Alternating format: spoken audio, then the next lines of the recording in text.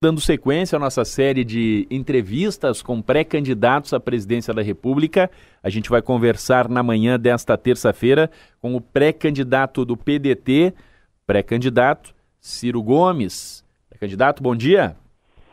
Bom dia, não sei se estou falando com o Alessandro ou com o Renato, um abraço aos dois e a toda gente querida do Rio Grande, que a partir da nossa Serra Gaúcha está ouvindo a Rádio Caxias. Começa com o Alessandro e depois o Renato entra na conversa, pré-candidato. Em ordem alfabética. Exatamente. O senhor está no Rio Grande do Sul, né? Participou de um evento ontem no Rio Grande do Sul, está no aeroporto, daqui a pouco vai viajar. Começando pelos últimos acontecimentos, né? É inevitável que se comece pelo que a gente teve no quadro político brasileiro nos últimos dias. Como é que o senhor avalia esse momento, a prisão do ex-presidente Lula, e como isso vai influenciar aí no quadro político para a eleição de outubro? Eu vejo com muita tristeza, Alessandro, e muita aflição, porque o Lula, para mim, não é um personagem que a gente conhece pelos jornais ou pela televisão. É um velho camarada de mais de 30 anos, com quem, tendo acordo ou desavença, tenham convivido e construído uma amizade longa ao longo desse tempo todo. Evidentemente que o país está dividido, há muitas paixões, muitos ódios.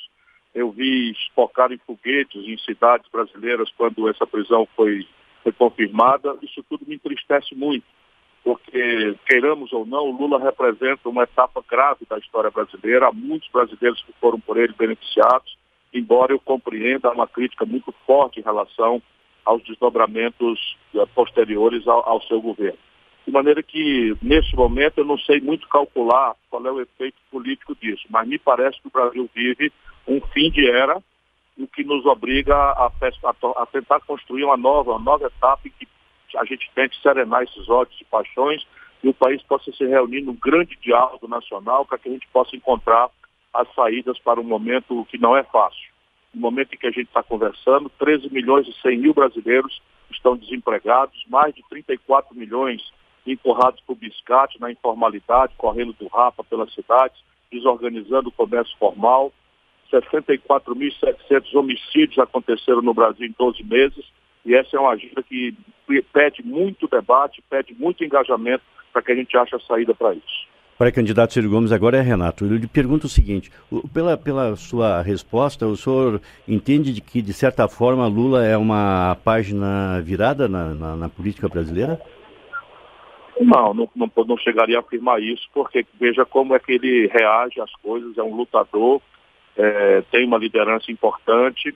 O que eu não consigo é visualizar como possa funcionar uma estratégia que mantenha o Lula candidato num processo em que a lei de ficha limpa, votada por ele e posta em vigor por ele, e que não tem nenhuma exceção nesse momento, permita visualizá-lo como candidato. Já seria difícil imaginar uma candidatura a partir de um conjunto de coordenações dessa natureza. Mas a influência dele no processo brasileiro é muito grande, é muito importante, eu tenho humildade para reconhecer isso. Agora, nos bastidores, o PT reclamou, ou pelo menos estranhou, a sua ausência diante dos últimos acontecimentos que levaram Lula à prisão. Isso foi por acaso? Não foi por acaso, não. Eu, evidentemente, soube da prisão com a surpresa. Eu estava nos Estados Unidos atendendo a um convite de uma iniciativa conjunta da Universidade de Harvard, da Universidade de MIT, que foi me feita há mais de 8 meses. É o maior evento sobre o Brasil no mundo, e eu era palestrante lá. E quando às 17 horas da sexta-feira a prisão foi decretada, eu já estava lá, de maneira que mesmo se eu quisesse, eu não teria condição de voltar. Mas só para você ver como a gente tem que ter paciência, quem dividiu a mesa comigo no debate lá foi o ex-ministro da Saúde, o Padilha, que é vice-presidente nacional do PT. E como todo mundo sabe, eu não sou do PT. Agora, infelizmente, o que há no Brasil nesse momento é uma direita apavorada com a ideia de que a gente unifique o campo mais comprometido com os interesses populares, dos trabalhadores e com a questão nacional, mas, surpreendentemente, uma parte da burocracia do PT aposta nessa intriga também. O que nós temos que ter, especialmente eu, é muita paciência, muita calma, porque não é fácil o momento que eles estão vivendo. E, nas dificuldades assim, as pessoas tendem, às vezes, a cometer injustiças ou a fazer bobagem. O senhor fala com muita desenvoltura, e tem falado ao longo dos últimos tempos, ao longo da sua carreira, sobre a questão econômica do país, e já falando especificamente de propostas, digamos, de ideias para uma eventual presidência da República. O como é que o senhor avalia o quadro nesse momento? O que tem sido feito nesses últimos anos do governo Michel Temer que deveria ser modificado? O que o senhor pensa em relação à questão econômica do país, que é um tema que o senhor tem falado com muita desenvoltura? Ou o que o senhor se propõe a fazer para sairmos do buraco? Olha, se você olhar os números, né, vamos lá de novo, 34 milhões e 700 mil brasileiros já é a maior parte da população brasileira empurrada para a informalidade, desprotegida de qualquer proteção previdenciária, de qualquer proteção de seguridade social, mas nesse momento já fora da contribuição. Nesse sentido, não há previdência que se sustente. Você tem 13 milhões e 100 mil desempregados, né, estressando a vida de todo mundo, sendo humilhados pelo Brasil lá fora. Você tem 60 milhões de brasileiros hoje com o nome negativado no SPC ou no Serasa, o que é um sintoma claro de um erro estratégico de condução de política econômica. E para cada brasileiro se sentir culpado de não estar dando conta de pagar suas contas. E por aí, é um punhado de indicadores para revelar que as coisas estão erradas no Brasil. Do ano 80 para cá, eu estou tentando fazer esse argumento para ver se as pessoas olham, independentemente das paixões. De 80 para cá, o Brasil tem crescido ridículos 2% ao ano. No mesmo período, a população cresce 1,7% ao ano. Ou seja, por cabeça, o Brasil está parado no crescimento. Está 0,4% ao ano e o Brasil tem a pior concentração de renda do mundo. Hoje, no Brasil, 5 pessoas, 1, 2, 3, 4, 5, acumulam renda equivalente às posses de 100 milhões de nacionais brasileiros. Isso, evidentemente, a gente vai olhar por que é. Caxias sabe o que eu estou dizendo. O Brasil está vivendo um processo de desindustrialização muito pior do que qualquer outro país do mundo já experimentou. E no ano 80, o Brasil tinha 1/3 da riqueza tirada da indústria. Hoje caiu para 11% a produção industrial brasileira em relação à nossa riqueza geral. Só para você ter uma ideia do desastre, a China era 1/6 da produção brasileira. Hoje, ela é 6,5 vezes da produção industrial brasileira. E quem está aguentando a pancada é um setor que não emprega, que é o setor do agronegócio e a mineração, que é muito mecanizado, muito automatizado, mas paga a conta externa do país, que está importando até gasolina e óleo diesel dos nossos ônibus e carros, quando o Brasil tem capacidade estratégica de ser autossuficiente em refino de petróleo. Enfim, o caminho é celebrar um novo projeto nacional de desenvolvimento. A tarefa de superação da queda é ajudar as famílias e as empresas a superar esse endividamento, é consertar as contas do governo brasileiro que estão falidas e construir um processo de reindustrialização em que o país tem potenciais no setor de petróleo e gás, no setor de saúde, no setor de agronegócio, na indústria do agronegócio e na indústria de defesa. Sem se falar que imediatamente há uma posse de um novo governo, quem tiver compromisso com o emprego pode detonar um grande investimento em construção civil, porque esse setor de investimento modulado não exige muita qualificação e não importa nenhum insumo. E há todo um Brasil por fazer em matéria de infraestrutura, de moradia, etc. Mas como estimular, por exemplo, a industrialização? O que o senhor pretende apresentar? Nós temos que corrigir os 3 grandes preços macroeconômicos que hoje estão desalinhados no Brasil. A taxa de câmbio, porque as pessoas não compreendem, mas a comparação da nossa moeda com o dólar é um assunto que tem que ser visto pelo povão como um assunto popular. Que a gente não compra dólar, mas a gente come pão e, se calhar, domingo come uma pizza ou um macarrão. Pizza, macarrão e pão é trigo. O Brasil não produz trigo com suficiência. Então a gente importa trigo do estrangeiro. Tudo que a gente compra do estrangeiro paga em dólar. O Brasil não compra dólar, o brasileiro médio não compra dólar, mas toma remédio. Porque abrimos mão de ter uma política industrial, nós temos hoje 80% dos remédios que você compra na farmácia da esquina, aí de Caxias do Sul, ou de Farroupilha, ou de Bento Gonçalves, são importados do estrangeiro. A gente usa o último celular, o último smartphone, tudo estrangeiro. 80% do valor de um carro, mesmo montado aqui no Rio Grande do Sul, vem do estrangeiro. De maneira que, se eu precisasse de R$1 para comprar $1 de trigo, de diesel ou de coisa, e passa a precisar de 4, os preços das coisas sobem e isso vira inflação, que vira taxa de juros, que vira colapso fiscal, colapso da renda pública do Brasil.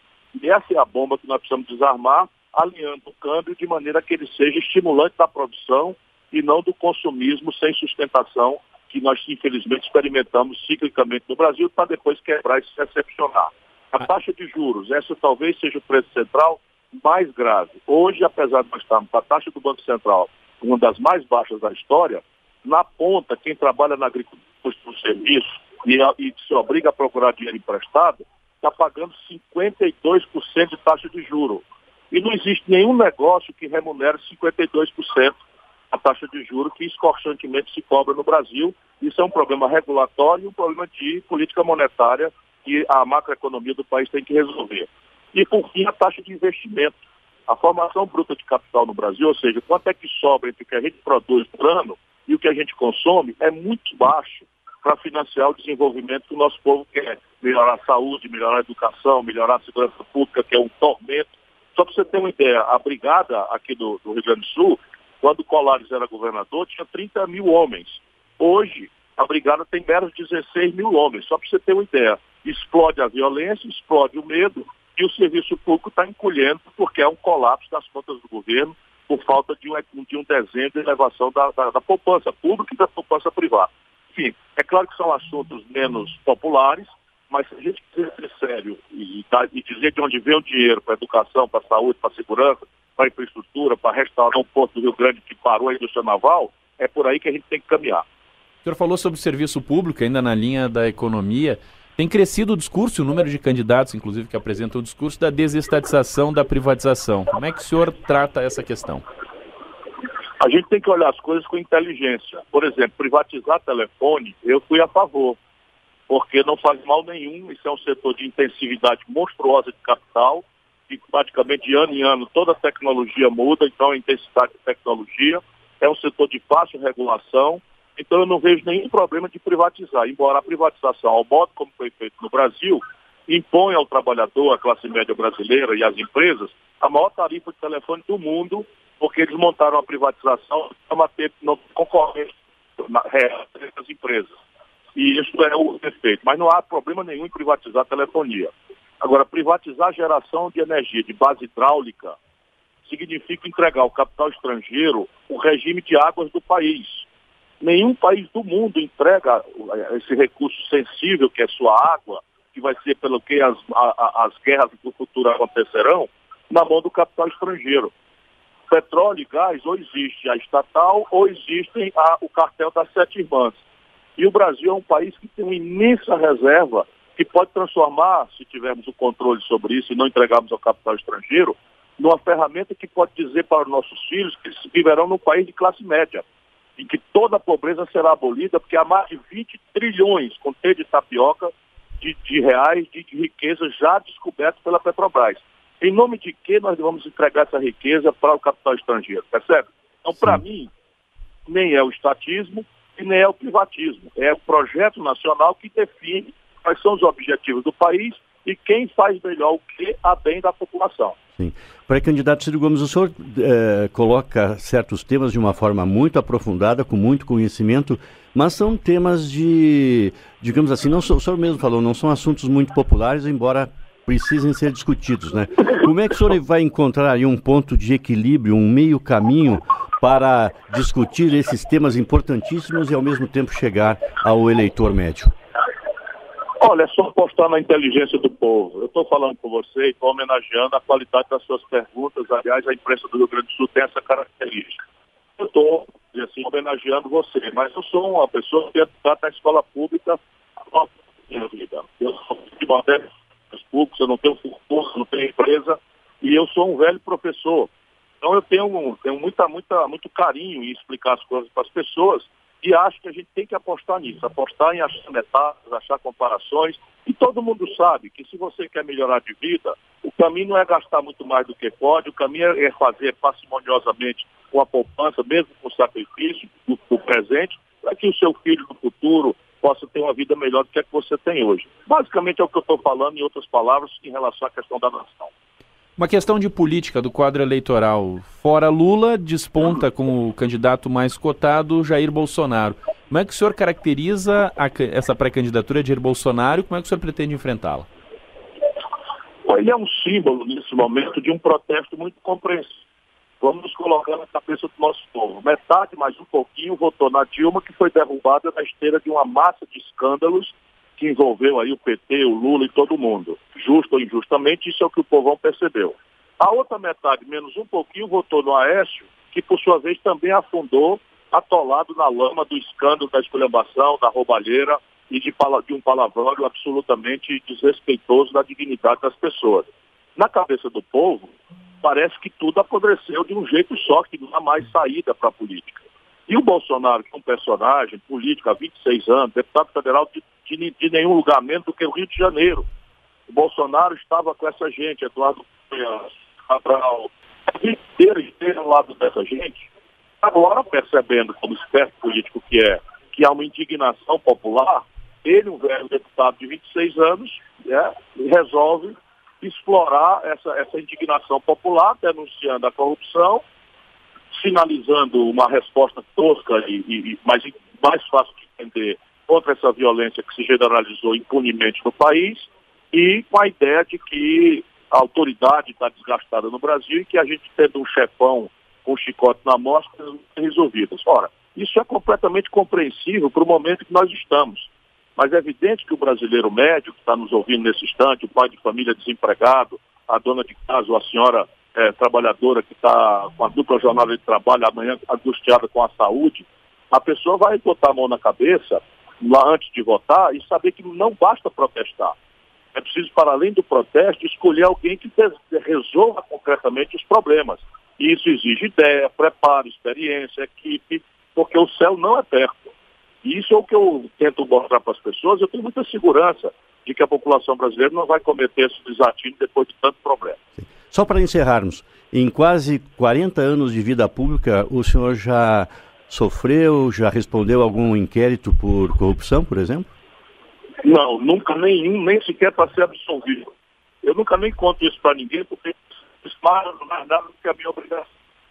Mas o fato é que no momento que o país está vivendo, eu já comandei a economia do Brasil, ajudei a fazer o real com o presidente Nova Franca, ministro da Fazenda, fui ministro da Integração Nacional, fui governador do Ceará, fui da quinta cidade brasileira, que é Fortaleza,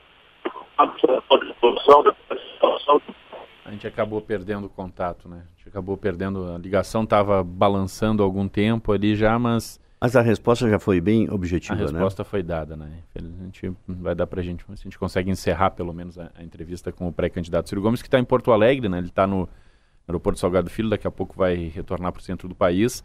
Esteve participando do Fórum da Liberdade ontem, na capital gaúcha, e hoje o Fórum da Liberdade segue, né? O juiz Sérgio Moro, inclusive, vai ser um dos palestrantes. A grande atração. Teve outros pré-candidatos ontem, né? Marina Silva esteve em Porto Alegre, o Flávio Rocha, que conversou com a gente ontem, também estava em Porto Alegre para fazer a participação no Fórum da Liberdade, e Ciro Gomes também para fazer essa participação. A gente conseguiu retomar o contato, o senhor estava concluindo a sua resposta, pré-candidato. Vou dizer que faz 38 anos, já fui ministro, governador, prefeito, deputado, e nunca, de fato, respondi a nenhum inquérito, nem sequer para ser absolvido. Digo que isso não é a minha obrigação, evidentemente, porque ser honesto não é vantagem nenhuma, mas os tempos estão tão esquisitos que é bom que a gente esclareça. E eu fico feliz, porque uma das coisas que o Brasil precisa é de exemplo. Conversa fiada não vai resolver o nosso desafio, não. Tá certo. Muito obrigado pela participação, um bom dia, um bom trabalho para o senhor. Obrigado a vocês. Grande abraço. Um forte abraço. Pré-candidato Ciro Gomes, complementando então a entrevista e conversando conosco aqui no Jornal da Caxias.